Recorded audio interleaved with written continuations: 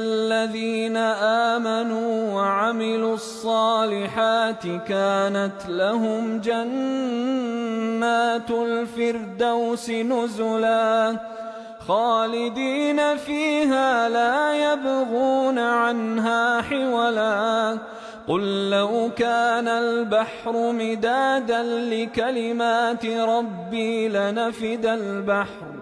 لنفد البحر قبل أن تنفد كلمات ربي ولو جئنا بمثله مددا قل إنما أنا بشر مثلكم يوحى إلي أنما إلهكم إله واحد فمن كان يرجو لقاء ربه فليعمل عملا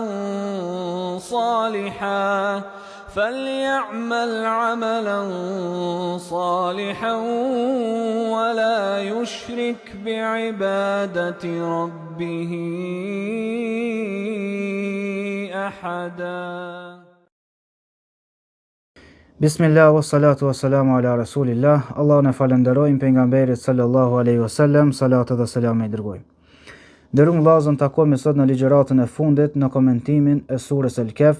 Ku lutem Allahun e Madhreshëm që çdo sen që e kemi thënë të ketë qenë e dobishme dhe të na gjendet nesër kur do dalmi para Allahut subhanahu wa taala në ditën e gjykimit. Kemi mbetur tek ajeti i 107 i surës El-Kehf, ku Allah i Madhreshëm thot: Innal ladhina amanu. Me të vërtet, ata të cilët kanë besu. Kush janë ata të cilët kanë besu? Dhe kanë i përfshin ky ajet. Ata të cilët kanë pasur besim të drejtë dhe të pastër. E çka do të thot me pas besim? Çka përfshin fjala besim? Besim do të thonë nderuar vëllezër, me besu me zemër, me shqiptu me gojë dhe me praktiku me gjymtyr. Pra atë çka e beson, me vërtetu me gjuhë, pastaj kjo çka e ke besu ti në zemër dhe me gjuhë të reflektoj në praktikën tonë në jetën e përditshme. Pra këto tri cilësi i përfshin besimi. Në qoftë se ndonjëra prej këtyre na mungon, atëherë padyshim që edhe besimi nuk është i drejtë dhe i plot. Për ata të cilët kanë besu dhe kanë bërë vepra të mira, po thot Allah subhanahu wa taala, çka përfshin vepra e mirë? Pra kur quhet në Islam një vepër e mirë? Një vepër e mirë quhet në Islam në qoftë se i plotson këto dy kushte kryesore. E para, të bëhet me sinqeritet vetëm për hir të Allahut, në qoftë se bëhet për dikën tjetër, jo për Allahun, padyshim kjo është e refuzuar.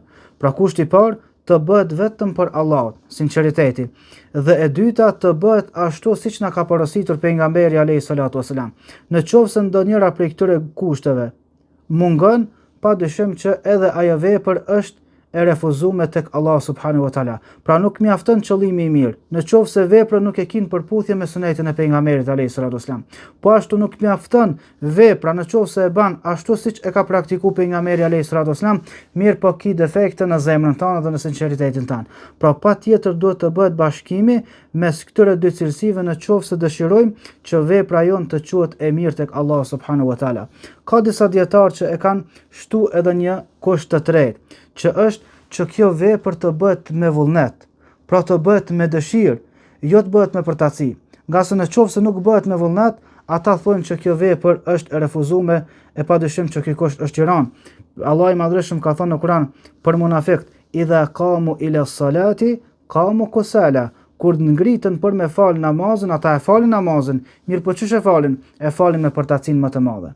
Prandaj është mirë që ne të bëjmë bashkimin mes këtyre dy kushteve, por edhe duke ashtu edhe kushtin e tretë, që kur të bëjmë veprat, të bëjmë për hir të Allahut, ashtu siç na ka porositur pejgamberi alayhi salatu wasalam, por të bëjmë edhe me vullnet dhe me dëshirë për me arrit kënaqësinë e Zotit. Kështu në këtë mënyrë veprat tona do ta marrin titullin vepra e mirë.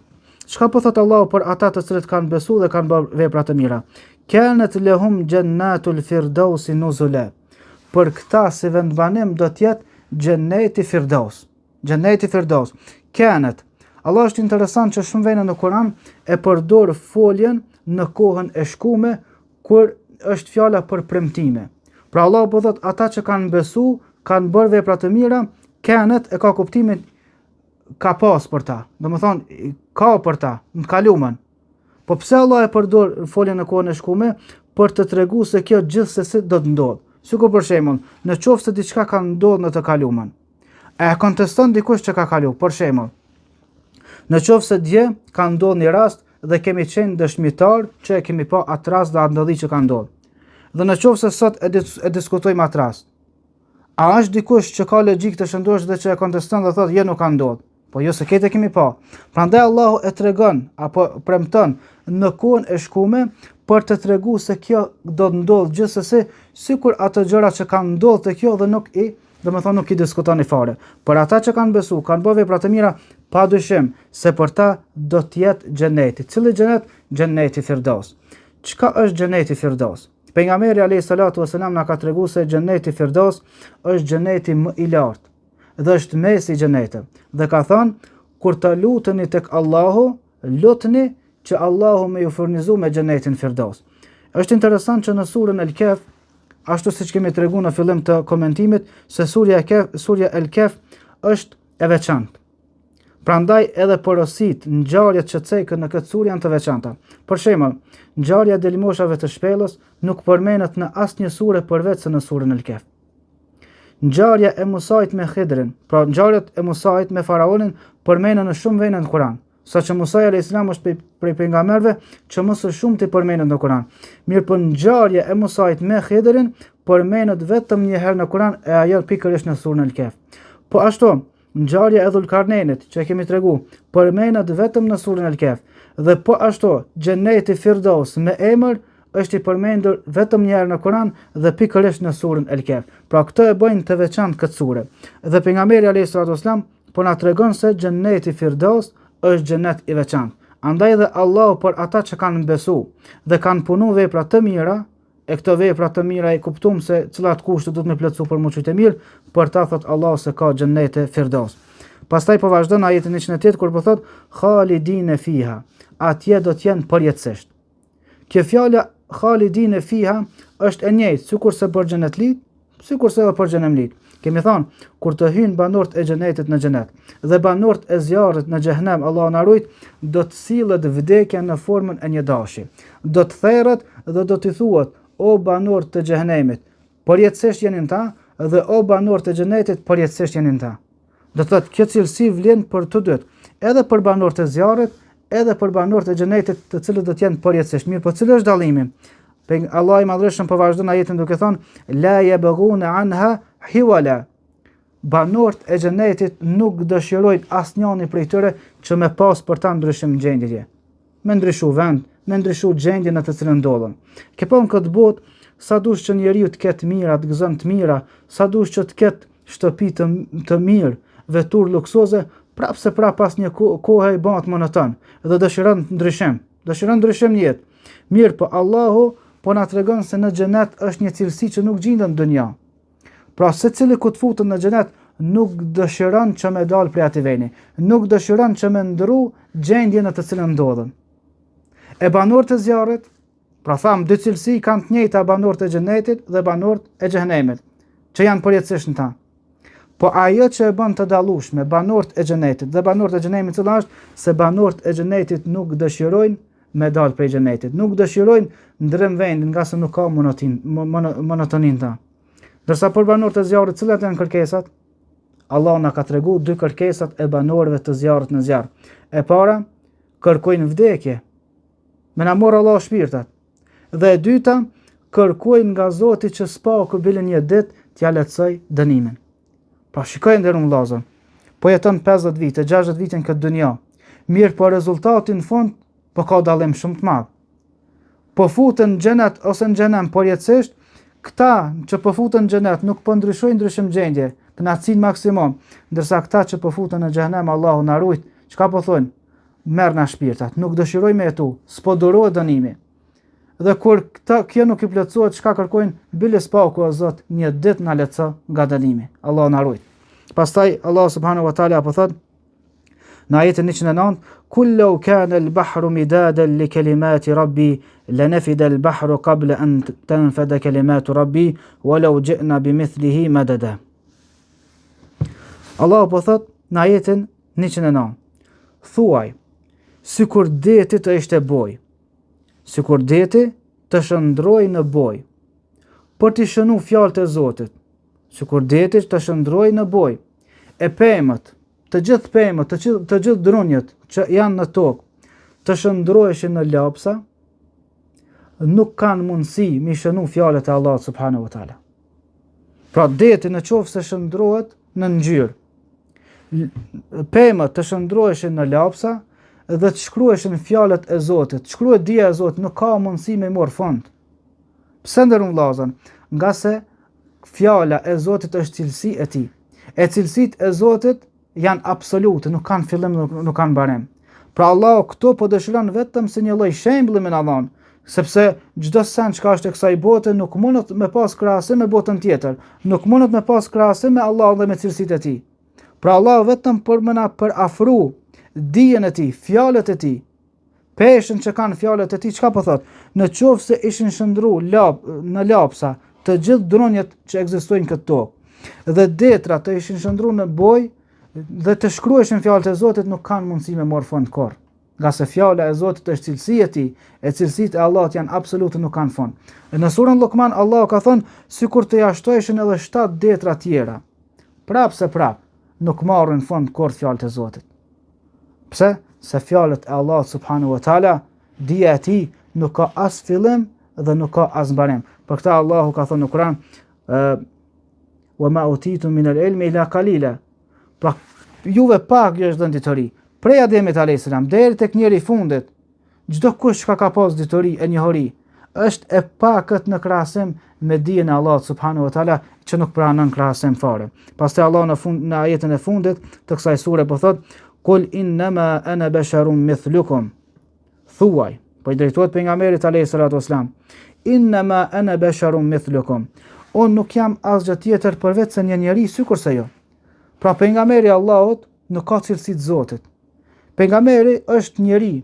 Pra ne nuk themi për pejgamber sikurse që kanë thënë krishterët që është djali i Zotit, për Isa a.s.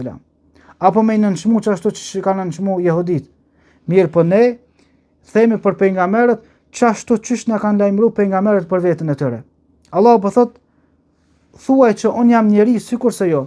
Hapi, kam ndjenja dhe emocione. Çka e bën të dallueshëm prej njerëzve të tjerë? Yuha ileje. Çka po thot? Më shpallët mua. Ajo çka e bën të dallueshme pejgamberin prej njerëzve të tjerë është se atij i vjen shpallja nga Allahu subhanahu wa taala. Që kjo është shenjë dalluese mes njerëzve të tjerë, se Allahu e ka përzgjedh për me ja shpall ligjet hyjnore tek ai, e pastaj ai mi përcjell tek të tjerët. Që kjo është shenjë dalluese mes njerëzve. Innama yuha ileje annama ilahukum ilahu wahid. Pra, më shpallët mua, ajo që ka e bën të dallueshme pejgamberin prej njerëzve të tjerë është shpallja që është me i lajmëruar njerëzve se nuk ka zot tjetër që meriton më adhuru përveç Allahut i cili është i vetëm. Pra prej Nuhut a.s. deri tek pejgamberi Muhammed sallallahu alaihi wasallam, të gjithë pa përjashtim, "Walaqad ba'athna fi kulli ummatin rasula an i'budu Allaha wajtanibu at-taghut." Qëllimi kryesor i dërgimit të pejgamberëve ka qenë që njerëzve me ja bë të qartë se kush është Allahu dhe vetëm ky meriton mu adhuru dhe mu ndëgju dhe mu respektu dhe me ju bind me bindje të plot. Pra qëllimi krejt pejgamberëve është që me i tregu njerëzve se kush është Zoti, për me i tregu njerëzve se çysh duhet më adhuru që ky Zot dhe çysh duhet më respektu çët Zot. Pra që është qëllimi kryesor dhe shenja dalluese që e bën pejgamberin të dallueshëm prej njerëzve të tjerë. Faman kana yarju liqa'a rabbih falyamal 'amalan salihan. Kushdo që e shpreson takimin me Allahun subhanahu wa taala. Pra njeriu gjithsesi që do takohet me Zotin. Për këtë pejgamberi alayhi salatu wasalam kur tha, "Man ahabba liqa'a Allah, ahabba Allahu liqa'ah. Wa man kariha liqa Allah, kariha Allahu liqa'ah." Kush dëshiron takimin me Zotin, Allahu dëshiron takimin me ta. Po kush e urren takimin me Zotin, Allahu e urren takimin me ta. Kur e ndëgjoi këtë hadith Aisha u çudit dhe u friksu. Tha pejgamberi Zotit, "A është për qëllim vdekja?" Sepse për njeriu në vdekja është e rënë. Tha jo Ajshe. Për qëllim është kur njeriu të vdes dhe t'ju bëhet e qartë vendi i tij se ku do të shkon, atij që është për xhenet, ai do ta dëshiron takimin me Zotin, e Allah do ta dëshiroj takimin me ta. Por të njeriu të keq kur t'i bëhet e qartë vendi i tij, padyshim se ky do ta urrej takimin me Zotin, sepse s'ka çish mi dal përpara, dhe Allahu do ta urrej takimin me ta. Prandaj Allahu po thot, kush shpreson mu taku me Zotin, le të bën punë të mira. Dhe na e mësojmë se çka do të thot puna e mirë. Më kanë e sinqert dhe më kanë çashtu që na ka porosit pejgamberi alayhi salatu wasalam. Prandaj po thot kush dëshiron mu taku me Zotin, le të bën punë të mira, wala yushrik bi ibadati rabbih ahada. Dhe mos t'i shoqëroj Allahut në adhurim askan. Pra qoftë shirk të vogël, qoftë shirk të madh. Pra çdo punë që e bën ta bën vetëm për Zotin. Mos t'ja adresoj askujt tjetër përveç Allahut subhanahu wa taala, sepse në qoftë se i shoqëron Allahut në adhurim rival, shok, atëherë padyshim që të gjitha veprat e tij do t'i refuzohen edhe do të del para Allahut i fytyr në xhir dhe do të shprohet me takimin me Zotin. Prandaj këto ishin shkurtimisht disa prej ajeteve, disa prej fjalëve dhe komentimeve që mund t'i bëjmë rreth këtyre ajeteve, ku e lutem Allahun e Madhreshëm që Allahu të na bëj Kur'anin dritë, na bëj Allahu Kur'anin pranver të zemrave tona në këtë botë dhe dritë dhe argument pro neve nesër kur do dalim para Allahut subhanahu wa taala. Subhanakallahumma wa bihamdik ashhadu an la ilaha illa ant astaghfiruka wa atubu ilaik.